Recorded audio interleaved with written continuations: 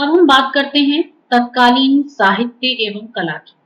तो जो रीतिकालीन साहित्य है और जो उस समय का कला काल है, अगर हम उसकी ओर ध्यान दें तो रीतिकालीन काव्य में श्रृंगारिकता का स्पर्श जो है वो बहुत अधिक रहा है।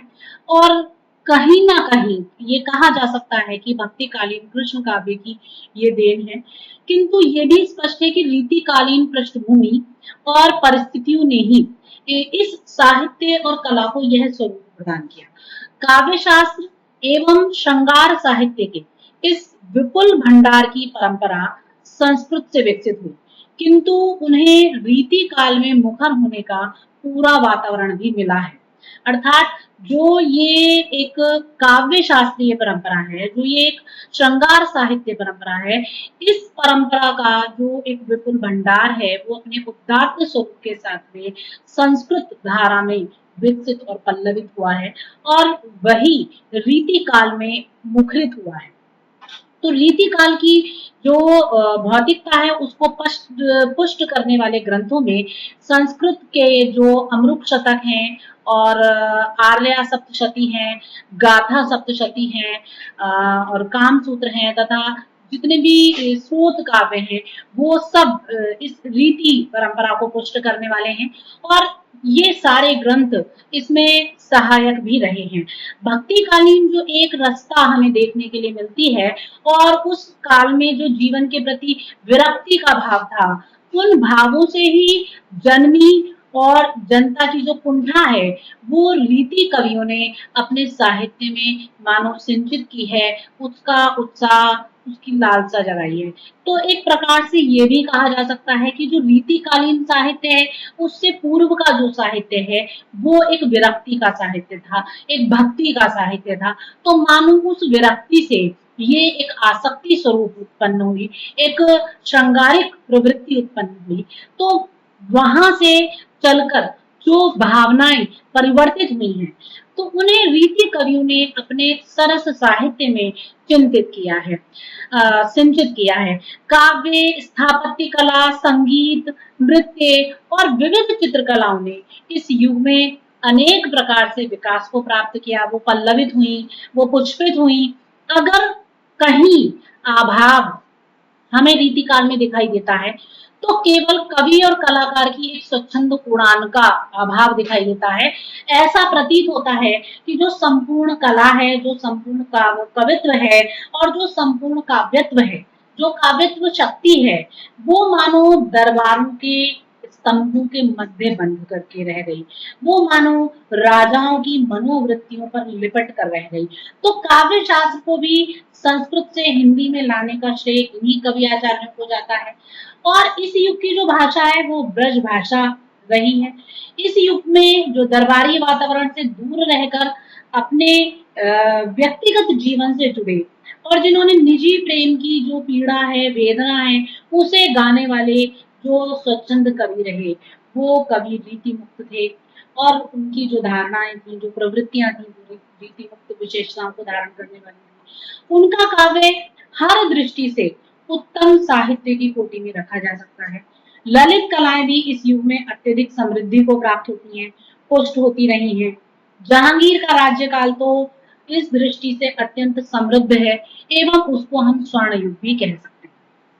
तो इस प्रकार जो रीतिकाल है, उस रीतिकाल में हमने देखा कि जितनी भी भावनाएं साहित्य और कला के रूप में आई हैं वो अपने पूरे चरम उत्कर्ष के साथ इस काल में पल्लवित हुई हैं और विकसित भी हुई हैं।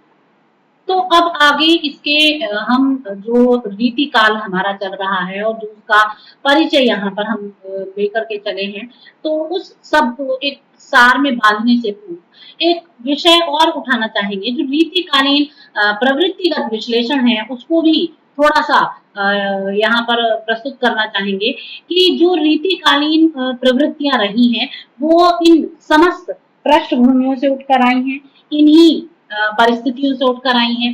तो रीति काल का अगर हम इस रूप में विश्लेषण करें तो रीति काल में दिल्ली में मुगल शासन था और उस समय विलासिता और सामंतवादी का जो वातावरण था वो चारों ओर निरंतर वृद्धि को प्राप्त हो रहा था। बात हो चुकी पीछे भी। तो जो सामान्य व्यक्ति है वो अपने ही ढंग से उन सब परिवेशों से, उन समस्त वातावरण के स्वरूपों से प्रभावित हो रहा था। तो जो सृजन धर्मी रचनाकार हैं उनके सामने मानो दो परिस्थितियां जो है वो आकर खड़ी हो जाती हैं। एक है सामंतवाद और दूसरी है सम्राटवाद। तो दोनों ही अगर विलासी बन जाएंगे तो वातावरण अपने आप में विद्रोही और चुनौती भरा होगा ही होगा। तो इसीलिए उस काल के जो कवि थे उन्होंने दोनों ही मार्गों को अपनाया। कुछ राजाओं के आश्रय में रहकर अपनी काव्य कला का प्रदर्शन करने लगे और कुछ सामंतों व शासकों को चुनौती देते थे।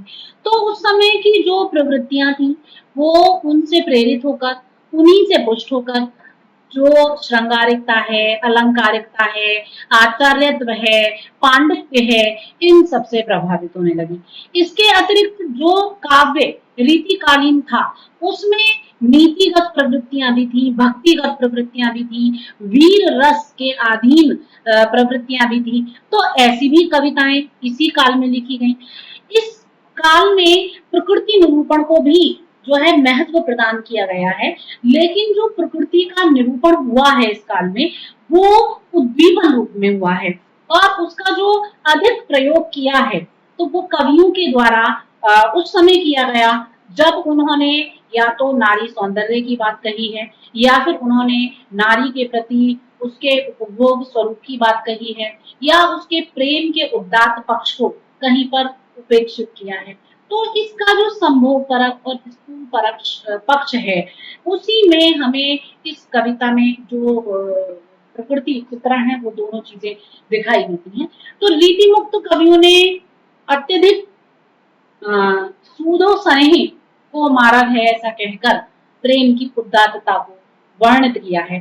तो अगर हम यहाँ बात करें तो सार से पूर्व यहाँ पर कुछ जो प्रवृत्तियां हैं जो संपूर्ण रीतिकालीन काव्य में दृष्टिगोचर होती हैं जो क्योंकि अगर हम अलग अलग धाराओं के रूप में देखते हैं तो जो हमारी रीतिबद्ध धारा है या रीति सिद्ध धारा है या रीति मुक्त धारा है तो उनकी कुछ कुछ विशेषताएं प्रवृत्तियां अलग अलग हैं।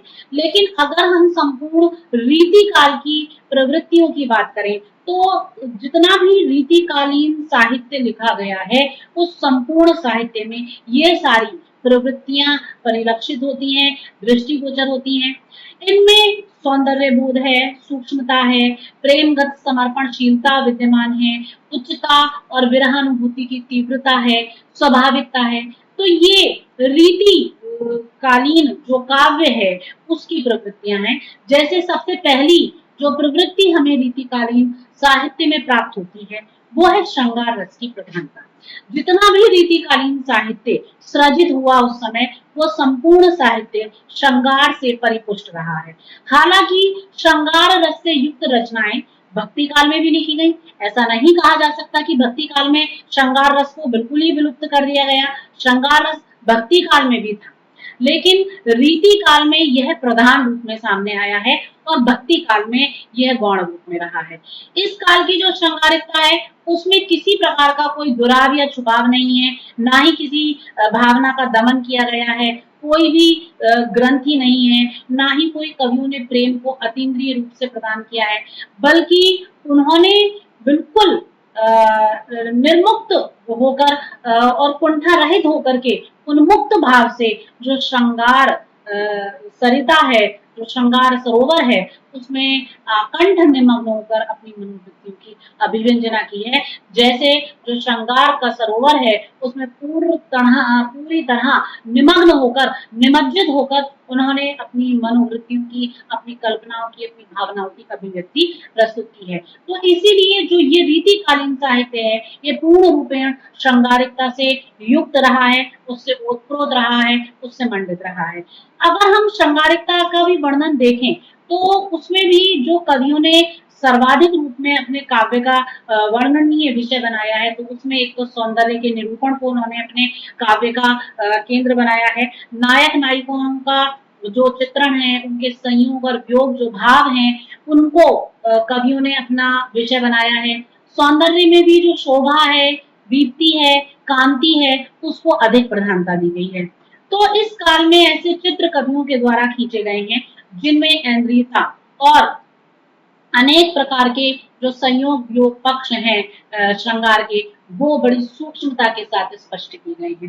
तो इस युग में जो संयोग सुख है उसका वर्णन हुआ है, जो रूपासक्ति है वो जो कि रूपासक्ति का परिणाम है उसका वर्णन किया गया है। संयोग वर्णन में भी कवियों ने जो श्रृंगार में एक मुख्य विषय लिया है वो जो बाहरी केंद्रीय सन्निकर्ष है और जो हाव भाव आदि जन्य चेष्टाएं हैं, सुरत विहार है, मद्यपान है, इसका वर्णन किया है। इसके अतिरिक्त उन्होंने दर्शन, स्पर्श, श्रवण, संलाप, ये सब चित्र जो हैं अपने श्रृंगार वर्णनों में खींचे हैं। तो कहीं कहीं पर रहस्य उद्घाटन का निरूपण भी इस काव्य धारा के अंतर्गत जो है वो मिल जाता है, लेकिन फिर भी जो वर्णन है वो सर्वाधिक जो है वो श्रृंगारिक मानसिक दशाओं से युक्त हैं और कहीं कहीं पर अवचेतन मस्तिष्क में जो रहस्य उद्घाटन है उनका निरूपण किया गया है। तो श्रृंगार में जो प्रधानता है वो संयोग और वियोग इन दोनों पक्षों की है। तो रीतिकालीन कवियों ने अगर देखें और सूक्ष्मता से गहराई से देखें तो संयोग पक्ष को तो कुछ समझा ही नहीं है। केवल प्रेम की परिपूर्णता को स्थापित करने के लिए जो विरहाग्नि में तप तप कर उसकी कंचन वर्णी स्वरूप और जो युवावस्था है उसका सूक्ष्म से सूक्ष्म चित्रण जो है वो कवियों ने किया है। तो सर्वप्रथम इस काल के जो वियोग और संयोग श्रृंगार है उसमें कवियों ने वियोग को अधिक स्थान दिया है और चारों ओर जो वियोग का एक मनोरम दृश्य परिलक्षित होता है वो संयोग का नहीं होता। एक स्थल पर कहते हैं व्यक्तिगत जीवन की जो निराशा है और पीड़ा है उसमें भी काव्य के उदात्तीकरण के परिणाम स्वरूप उनकी कविताओं में प्रभाविकता व मार्मिकता के दर्शन होते हैं। जैसे एक स्थल पे कहते हैं कि रैन दिन घुटिहूं करे प्राण झरे दुखियां अखियां झरनासी। तो ये जो है ठसके के साथ ही विरह की वेदना अनुभव गम में अधिक है और रीति मुक्त कवियों की विरह वेदना जो है उसे समझने के लिए तो मन की आंखें चाहिए। समुझे कविता घन आनंद कीजिए आंखें मेघ की पूरी तरह। तो यहाँ ये जो एक निष्कर्ष रूप में आता है निकल करके सामने वो ये है कि रीतिकालीन कवियों ने श्रृंगार का वर्णन किया और श्रृंगार के भी वियोग पक्ष पर अपनी रुचि अधिक प्रदर्शित की। दूसरी चीज आती है आचार्यत्व प्रदर्शन। तो ये जो रीतिकालीन साहित्य रहा है इसमें सर्वाधिक जो प्रणयन हुआ है और जो भी साहित्य लिखा गया है वो साहित्य पांडित्य परिपूर्ण रहा। हिंदी साहित्य के उत्तर मध्य काल में श्रृंगारिकता के बाद यदि कोई महत्वपूर्ण प्रवृत्ति उधर पर सामने आई तो वो है पांडित्य प्रदर्शन। अधिकांश कवियों ने लक्षण निरूपण के नाम पर संस्कृत के साहित्य शास्त्र का अनुवाद कार्य जैसा जो है कार्य कर दिया है कि जैसे उन्हें संस्कृत का साहित्य उठाकर दे दिया हो और वो उसका एक शास्त्रीय अनुवाद प्रस्तुत कर रही हो। तो हिंदी काव्य शास्त्र का इतिहास ग्रंथ में डॉक्टर भगीरथ मिश्र ने अपने वक्तव्य में ये बात कही भी है कि हिंदी लक्षण ग्रंथों या रीति ग्रंथकारों के सामने कोई वास्तविक काव्य शास्त्रीय समस्या नहीं। इनका उद्देश्य विद्वानों के लिए काव्य शास्त्रों के ग्रंथों का निर्माण नहीं था बल्कि कवियों और रसिकों को काव्य शास्त्र के विषयों से परिचित कराना था। और इस कथन की स्पष्टता यह है कि इस काल में आचार्यत्व प्रदर्शन की प्रवृत्ति तो मिलती ही है, साथ ही इस प्रवृत्ति से कोई नयापन जो है वो सामने उभर कर नहीं आता।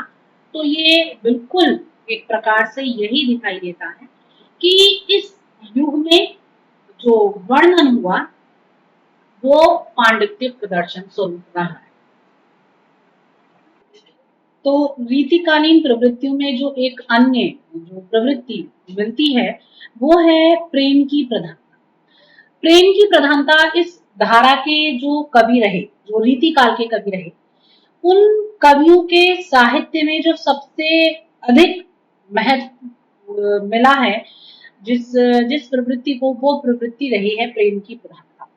इस काव्य के जो कवि हैं, उन कवियों के मन ऐसा लगता है कि मानो प्रेमी रहे, और उस प्रेम से जो उनकी कविता है वो निरंतर जो पल्लवित रही है, और इसी कारण उनके हृदय में इस प्रेम की उमंग का एक वास जो है वो दिखाई देता है। तो ये प्रेम का जो भाव है वो इन कवियों में देखने के लिए मिलता है, और इन कवियों के काव्य में प्रेम का जो ये रूप है वो शायद इसीलिए अपने आप में संजीव हो उठा है, क्योंकि इनके हृदयों में व्याप्त जो प्रेम भावनाएं हैं वो कविता के माध्यम से अभिव्यक्त हुई हैं, और कविता का एक केंद्र बिंदु बनकर के चली है। इन कवियों के जो ये मनोवेग हैं वो प्रवाह में बहकर मानो कविता में उतरते हैं। लोग लागी कवित्व बनावत, मोहितो मेरे कवित्व बना।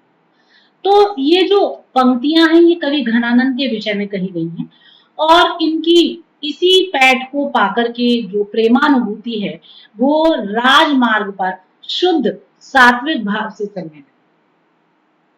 इन कवियों ने प्रेम को शारीरिक क्षुधा की तृप्ति का साधन ही नहीं माना, बल्कि आगे चलकर ये जो प्रेम है ये अलौकिकता की ओर नतमस्तक होता हुआ भी दिखाई देता है।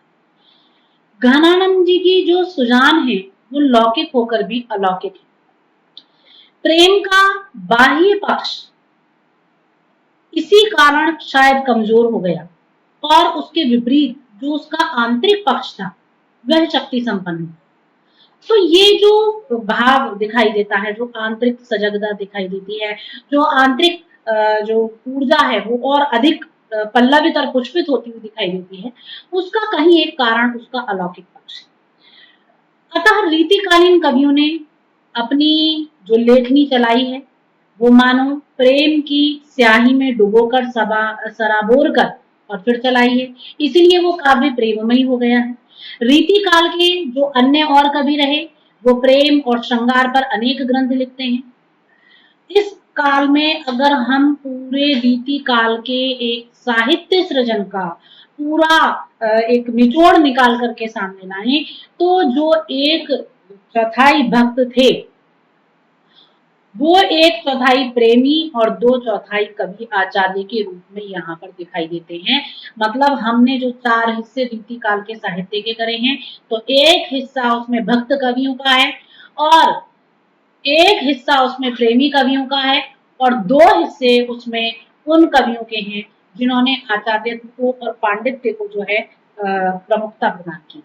तो इसलिए स्वच्छंद प्रेम का जो एकाकी स्वरूप है वो इस काव्य में नहीं उतर पाया। रीति मुक्त धारा के जो कवि रहे उनका जो प्रेम है वो चापल्य की अभाव से युक्त है।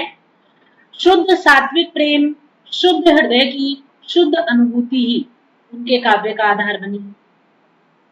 अगर इसमें भी हम प्रेम के पक्ष की बात करें तो जो रीतिकालीन कवि हैं उन्होंने प्रायः लौकिक पक्ष को स्वीकार किया। जैसे कि हम रसखान की बात कर सकते हैं, बोधा की बात कर सकते हैं, ठाकुर की बात कर सकते हैं। ये जितने भी गायक रहे हैं ये प्रेमानुभूति पक्ष के गायक रहे हैं, और इनका जो काव्य है वो प्रेम के लौकिक पक्ष का स्पर्श कर पाया है। शायद इनका काव्य अलौकिक पक्ष को तो छू ही नहीं पाया। अगर हम बोधा की ये पंक्तियां पढ़ें कि जब से बिछुरे कवि बोधा हेतु, चित नैक हमारे थिरा तो नहीं, हम कौन को आपनी पीर कहें, दिलदार तो को दिखा तो नहीं। तो ये जो बोधा की पंक्तियां हैं ये एक लौकिक प्रेमाभिव्यंजना से युक्त हैं। कवि बोधा हैं, कवि ठाकुर हैं, इनकी कविताओं में भी जो पक्ष हमें दिखाई देता है वो लौकिक पक्ष ही है। वो अपने संयत रूप में इनके काव्य में स्थापित है। कष्टों से पीड़ित प्रेमी भी प्रेम मार्ग से विरत हो सकता है। सच्चा प्रेमी सांसारिक बाधाओं से कभी डरता ही नहीं है। हर हालात में अपने प्रेमी जीवन की साधना को पूर्ण करने के लिए वो तत्पर रहता है। तो एक स्थल पर कवि कहते हैं, यह प्रेम का पंथ कराल महा तलवार की धार पे धावनो है, कि ये जो प्रेम का रास्ता है, इस रास्ते पर चलना इतना आसान नहीं है। ये महान, विकराल और दुर्लभ रास्ता है। ये तो बिल्कुल उसी प्रकार है जैसे तलवार की धार होती है, और उस पैनी धार पर जो दौड़ना है, उसी के समान इस प्रेम के पंथ पर दौड़ना है। तो यहाँ पर भी जो प्रेम का लौकिक पक्ष है, उसी का स्पर्श होता हुआ प्रतीत होता है। अगर एक बात करें भक्ति की और नीति की धारणा, तो जो रीतिकालीन काव्य है, उसमें हमें भक्ति और नीति के भी दर्शन होते हैं। और वहां पर केवल हम ये कहें कि श्रृंगार की ही अभिव्यक्ति हुई है, अलंकारिकता की ही अभिव्यक्ति हुई है, पांडित्य प्रदर्शन ही हुआ है, तो ये भी युक्त नहीं होगा। श्रृंगार से युक्त भले ही रही है रीतिकालीन कवियों की रचनाएं, उनमें अलंकारों के प्रति मोह दिखाई देता है, लेकिन उनका एक पक्ष ऐसा भी है जो श्रृंगार भावों को छोड़कर, जो रति विलासों को छोड़कर ईश्वर की भक्ति में जा रहा है। अनेक कवि ऐसे हैं जिन्होंने भक्ति भावना से युक्त साहित्य का सृजन किया, जिन्होंने लोक कल्याण के लिए नीतियों को रचा। इन कवियों ने भक्ति संकलित रचनाएं प्रस्तुत की, जबकि ये श्रृंगारिकता के आधिक्य से मानो उबे हुए से प्रतीत लगते थे। जैसे कहते हैं ना कि कोई चीज जब अधिकता से सामने आ जाती है तो इंसान उससे ऊब जाता है, तो मानो वो जो श्रृंगार का पूर्व पक्ष है, जो पूर्व स्वरूप है रीतिकाल का, वो पूरा श्रृंगार से इतना भर गया कि यहाँ तक आते आते कवि जो है उस श्रृंगारिकता से इतना ऊब गए कि उन्होंने उससे विरत होकर भक्ति की ओर अपनी दृष्टि डाली, नीति की ओर अपनी दृष्टि डाली, और जो वैद्यक है उसकी ओर अपनी दृष्टि डाली। तो इस ओर उसने काव्य का सृजन किया।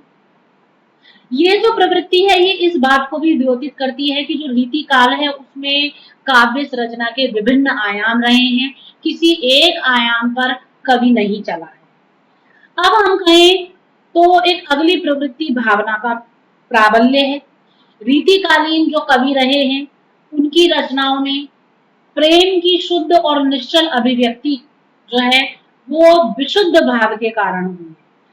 जो भाव प्रियता हमें प्रेम की प्रणाली में दृष्टिगोचर होती है, वह कविता की भाषा में भी दिखाई देती है। बुद्धि को तो जैसे उस समय के कवियों ने गौण स्थान प्रदान कर दिया, प्रधान स्थान जो उन्होंने दिया वो भाव को दिया। तो रीति काव्य की जो रानी है वो बुद्धि है और भाव उसका किंकर है, परंतु स्वच्छंदता काव्य की रानी जो है वो अनुभूति है और बुद्धि उसकी दासी बन गई। क्योंकि जो काव्य रीति काल में रचा गया उसमें भी कई आयाम थे, तो कहीं पर बुद्धि को प्रबलता मिली, कहीं भाव को प्रबलता मिली, और कहीं जो स्वच्छंदता है वो काव्य की राजसी बन करके चली। तो घरानंद ने एक स्थान पर कहा है कि रीज सुझान सची पटसनी, बची बुद्धि बावरी हुए करिदास। तो ये जो धारा है, ये धारा ये भी कहा जा सकता है कि भाव से प्रेरित रही है और केवल बुद्धि प्रधान नहीं। तो ये कारण है कि इस समय की जो रचनाएं हैं, हमें उनमें अनुभूति का पक्ष भी दिखाई देता है, उसमें हमें गंभीरता के भी दर्शन होते हैं, और उसमें हमें कविता के आंतरिक गुण भी दृष्टिगोचर होते हैं।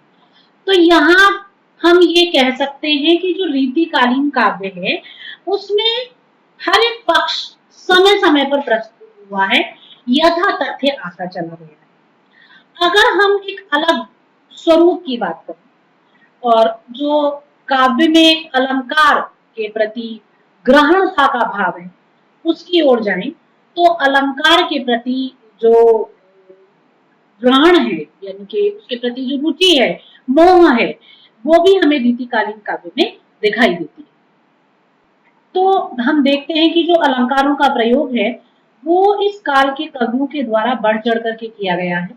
एक प्रकार से जो रीतिकालीन रचनाएं हैं उनमें अलंकारिकता के प्रति जो आग्रह है वो हमें सर्वत्र दिखाई देता है। संपूर्ण काल में साधर्म्य मूलक और संभावना मूलक अलंकारों की प्रचुरता रही है, और जबकि जो शब्दालंकार हैं उनका प्रयोग भी रीतिकालीन साहित्य में बड़ी सफलता के साथ हुआ है, जिसमें कि यमक, अनुप्रास और श्लेष ये तो प्रमुख अलंकार हैं जो जगह जगह पर प्रयुक्त किए गए हैं। और इसके अतिरिक्त यदि अर्धालंकार की बात की जाए तो उसमें उत्प्रेक्षा है, विरोधाभास है, इनका तो बहुत ही जो है बढ़ चढ़कर कवियों ने प्रयोग किया है, और घरानंद के काव्य में तो ये बड़े चढ़कर मिलते हैं। रीतिबद्ध कवियों ने अलंकार के प्रयोग में बड़ी अच्छे प्रकार से अपनी रुचि प्रदर्शित की है, जबकि जो रीति मुक्त धारा के कवि रहे उन्होंने तो अपने काव्य में जो सृजन किया है वो सहज भाव से किया है, तो इसलिए अलंकारिकता को इतना स्थान प्राप्त नहीं हुआ है। वहां पर सरसता सरलता हमें अधिक देखने के लिए मिलती है। तो इस प्रकार हम ये कह सकते हैं कि जो रीतिकालीन साहित्य है उसमें अलंकारों का बढ़ चढ़ करके प्रयोग हुआ है, जो कहीं ना कहीं कवियों के पांडित्य प्रदर्शन में और चमत्कार पूर्ण वर्णनों में भी सहायक रहा है। अब बात करते हैं प्रकृति वर्णन की। जो प्रकृति वर्णन है वो भी रीतिकालीन साहित्य की एक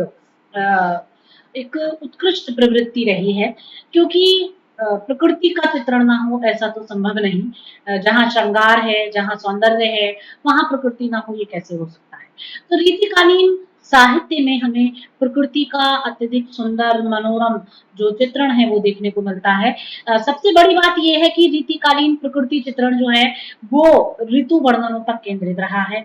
जहां कहीं भी प्रकृति का निरूपण कवियों के द्वारा किया गया है तो किसी न किसी ऋतु के माध्यम से उसको चित्रित किया गया है, और ऋतुओं के अतिरिक्त उद्दीपन रूप में जो है प्रकृति सामने अधिक आई है। और जब संयोग और वियोग पक्ष को महत्व दिया गया है तो उसका उद्दीपन रूप सामने आया है। जैसे वसंत ऋतु आती है तो ओरे मन, ओरे तन, ओरे वन तो हो ही जाते हैं, और उनकी छवि के प्रसार के साथ साथ नायिकाएं भी छलिया, छबीले और छैल ऐसे शब्दों का चुनाव करने लगती हैं। तो फाग का वर्णन जैसे बिहारी ने किया है, देव ने किया है, पद्माकर ने भी किया है, मतीराम ने किया है, इन सब के काव्यों में फाग के वर्णन का दर्शन होता है। और अपने आप में जो मोहकता है, जो नायक नायिकाओं के मध्य रोमांच है, वो सब जो गुण समाहित हुए हैं उनमें प्रकृति जो है वो सहचारणी बनी है। तो एक प्रकार से ये कहा जा सकता है कि प्रकृति का जो चित्रण है वो रीतिकालीन कवियों ने स्थल स्थल पर किया है और उसे महत्व प्रदान किया है, और इस रूप में प्रकृति के माध्यम से काव्य को सौंदर्य से मंडित कर दिया है। अब अगर हम बात करें नारी चित्रण की, तो जो रीतिकालीन काव्य साहित्य है, जो रीतिकालीन काव्य का सृजन हुआ उसमें नारी सौंदर्य को तो सर्वाधिक महत्व दिया गया है। कवियों की जो दृष्टि है वो मानो चारों ओर से घूम करके केवल नारी के सौंदर्य पर आ टिकी है।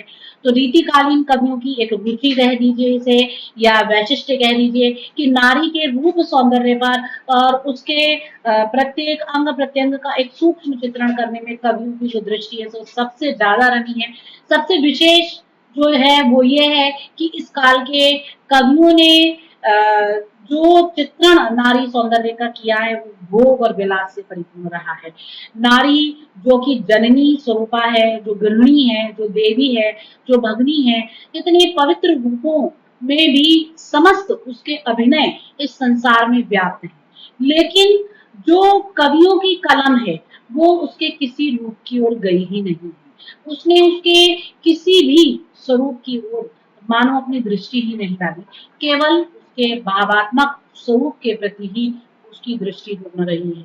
तो कवियों ने जो नारी के सौंदर्य का चित्रण किया है, वहां जो वर्णन प्राप्त होते हैं, जितना भी साहित्य सृजन हुआ है उसमें उसके प्रेयसी रूप का वर्णन किया है, संयोग वियोग पक्ष का वर्णन किया है, और भोग विलास का वर्णन किया है, वासना का वर्णन किया है।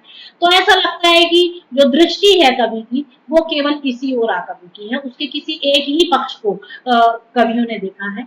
तो जो कवियों का स्वरूप मतलब कि मनोभावनाएं हैं वो यहाँ आकर पुनः उधर दरबारी संस्कृति की ओर चली जाती हैं, राजाओं की भोग विलास की मनोवृत्ति की ओर चली जाती हैं कि जैसा उनकी आकांक्षाएं राजाओं की रही हैं, मनोवृत्तियां रही हैं, उन्हीं तक कवियों की जो सौंदर्य दृष्टि है वो टिक करके रह गई है। तो उस समय में पुरुष भी इतने विकृत भाव वाले थे कि अपनी जो है अपनी जितनी भी अन्य दृष्टियां हैं या जो भी प्रवृत्तियां हैं, जो भी वृत्तियां हैं, उन सबको छोड़ करके अगर कहीं जाकर वो रुके हैं तो वो सिर्फ भोग और विलास की ओर रुके हैं। उसके अतिरिक्त उनका कहीं जैसे मन नहीं रमा है। तो इन सभी चित्रणों में हम देखते हैं कि कवियों ने अत्यधिक रुचि ली है। तो शायद उसका एक कारण वही दरबारी संस्कृति आती है, वही भोग विलास ऐश्वर्य आता है जो राजसी दरबारों में व्याप्त था।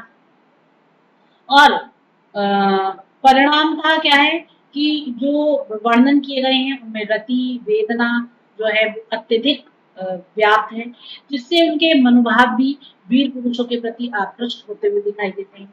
उस समय की नारी की स्थिति भी अगर देखी जाए जैसा चित्रण कवियों ने किया है, तो उसे देखकर भी ऐसा लगता है कि उस समय जो दृष्टि है वो सामंतीय है। उनका मानना था कि नारी समाज की चेतन इकाई ना होकर एक निर्जीव वस्तु स्वरूप है, एक उपकरण मात्र है जिसका भोग आप कर सकते। तो ये जो एक मतलब दृष्टि है जो अपने आप में दयनीय प्रतीत होती है, जिसमें किसी प्रकार की उदारता या उच्चता या उत्कृष्टता नहीं दिखाई देती, वो चित्रण उस समय के साहित्य में प्राप्त होता है। अब अगर हम बात करें शिल्प सौंदर्य की, तो रीतिकालीन कवियों की जो दृष्टि है वो कला से अधिक भाव की ओर बनी है।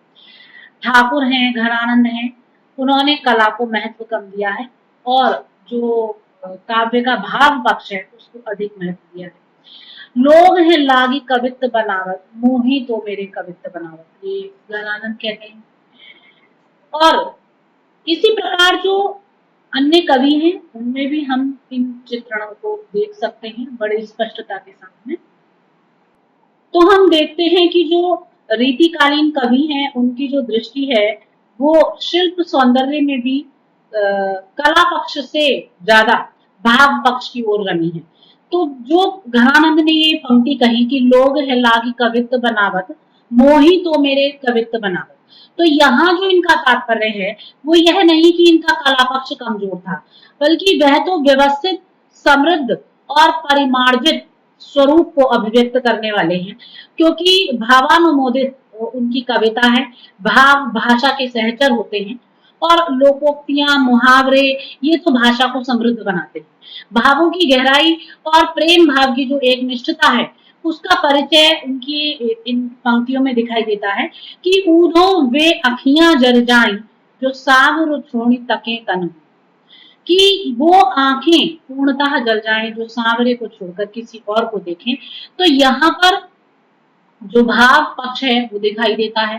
घनानंद ने तो आगे के कवियों का मार्ग प्रशस्त कर दिया लाक्षणिक और ध्वन्यात्मक शब्दावली के प्रयोग से।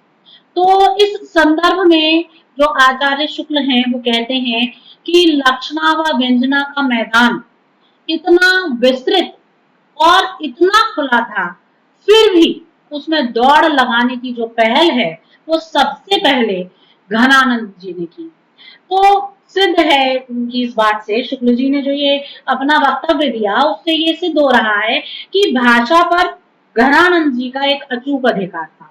अलंकारों में मानवीकरण और संवेदना, ध्वन्यात्मकता, विरोधाभास, इन सब के सुंदर प्रयोग जो घनानंद के काव्य में विद्यमान है कहीं प्राप्त नहीं होते। एक स्थल पर वो कहते हैं, उजरानी बसी है हमारी अखियन देखो, सुबह सुदेश जहां राव रे बसंत।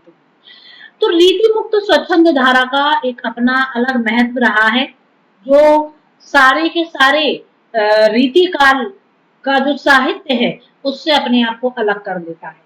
जो प्रेमानुभूति की तीव्रता है, जो उस प्रेम की सौंदर्यता है और जो आंतरिक मतलब के विश्लेषण है, उन भावनाओं का जो विभेदपूर्ण अभिव्यंजन हुआ है, वियोग की अंतर्मंथन उक्तियां जो अभिव्यक्त हुई हैं, जो भाषा का एक शुद्धतम स्वरूप दिखाई देता है, भावानुमोदित प्रयोग जो दिखाई देता है, वो रीति काल के भी जो मुक्त काव्य धारा है उसमें अधिक दिखाई देता है। तो इसके साथ साथ अगर देखें तो कृत्रिम व्यापारों का परित्याग जो है वो रीतिकालीन कवियों में देखने के लिए मिलता है। रीतिकालीन कवियों ने प्रेम के मार्ग में बाहरी और स्वाभाविक व्यवहार को छोड़ करके एक स्वाभाविक और आंतरिक अनुभूतियों को अधिक महत्व दिया है, जिसके कारण ये जो कवि थे वो सफल और सच्चे प्रेमी कवि कहलाए गए हैं। और जिनमें भी जो बोधा हैं, ठाकुर हैं, वो इस संदर्भ में कहते हैं कि प्रेम को उद्घाटित करने का अर्थ है उसका उपहास करना, प्रेम को अभिव्यक्त किया जाता है। और जो घनानंद है वो कहते हैं अति सूदो स्नेह को मार्ग है जहां नेक सयानत वांक। तो ये जो भाव है कृत्रिमता से विरहित भाव हमें रीति काल में देखने के लिए मिलता है। अनुभूति और रस की अगर बात करें तो जो रीतिकालीन साहित्य है उसमें अनुभूति के दर्शन होते हैं, रस के दर्शन होते हैं, उसकी सृष्टि काव्य के साथ हुई है। तो अनुभूति को उसके तरल व्यापक रूप में अभिव्यंजित करने का जो सवाल है वो भले ही कह सकते हैं कि थोड़ा जटिल है, दुर्लभ है, लेकिन रीति कवि उसमें अवश्य ही सक्षम रहे हैं, सफल रहे हैं। संयोग और वियोग श्रृंगार के माध्यम से रीति की अनुभूति को कई रूपों में कई परिस्थितियों में स्थितियों में प्रस्तुत किया गया है। और जो रीति कवि हैं कदाचित साहित्य की जो समग्र परंपरा है उसका उपयोग करते हुए वो अतीत को लांघ गए हैं। संयोग और वियोग जो श्रृंगार के पक्ष हैं और उसकी जो ये दोनों सहचरियां हैं, इन स्थितियों के आंतरिक स्वरूप में अनुभव के बहुत ही व्यापक और विस्तृत क्षेत्र हैं। भावों की अनंत राशि यहाँ व्याप्त है, क्योंकि जगत का एक व्यापक स्वरूप यहाँ दिखाई देता है। तो मूल वृत्ति रीति को अनेक रूपों, सूक्ष्मताओं और बारीकियों के साथ रीति कवियों ने देखा है। हम देखते हैं कि जो रीतिकालीन कवि हैं उनमें भावनाएं, अनुभाव और विभाव की जो परिभाषागत और सूचीबद्ध संकेत हैं उनके प्रतीकों का उपयोग करते हुए उसमें अनुभूति की सरसता और सहजता को बनाए रखने तथा उसकी आह्लादक शक्ति को बढ़ाने की क्षमता जो है वो इस साहित्य के सृजना के रूप में प्रमाणित होती है। रीतिकालीन कवियों ने अपनी रचनाओं ने ऐसी स्थितियां उत्पन्न की हैं जो मनोभावों और शारीरिक प्रतिक्रियाओं का परिणाम स्वरूप है। उनको जो है जो काम भाव है, रति भाव है वो दीप्त करते हैं। बिहारी और देव दोनों ने जो एक विलास वर्णन है उस पर व्यापक प्रयोग किया है। नायिका की प्रगल्भता और आकर्षित करने की जो पद्धति है वो विलास का एक प्रमुख गुण है। और रीतिकालीन कवियों ने उस गुण को अपने काव्य में उतारा है। उन कवियों की जो योजनाएं हैं, परिभाषाएं हैं, तो उन्होंने जो रति जो है उसको अपने काव्य में उतारा है। बिहारी और देव दोनों ही ऐसे कवि रहे हैं जिन्होंने नायिका को सचेष्ट संकेतों को ध्यान में रखते हुए स्थिति और नायिका के संकेत के संदर्भ में नए अर्थों का प्रयोग किया है। कार्य व्यापार को अनुभूति बना देने वाला जो एक अद्भुत प्रयोग है वो देते हैं यहाँ पर कवि कि नासा मोर नचाए द्रव कसे कका की सौंग फाटे से कसकत हिरे बहे कटी भौं भौं ऊंचे आचरी उलटी मोरी मुंह मोरी मीठी मीठी भीतर दई दीठी दीठी सो। तो यहाँ पर जो नायिका के हाव भाव हैं उनका एक बारीकी के साथ कवि ने चित्रण किया है। काव्य रूप हम देखें तो काव्य रूप की दृष्टि से रीतिकाल का जो साहित्य सृजन है वो स्पष्ट देखा जा सकता है।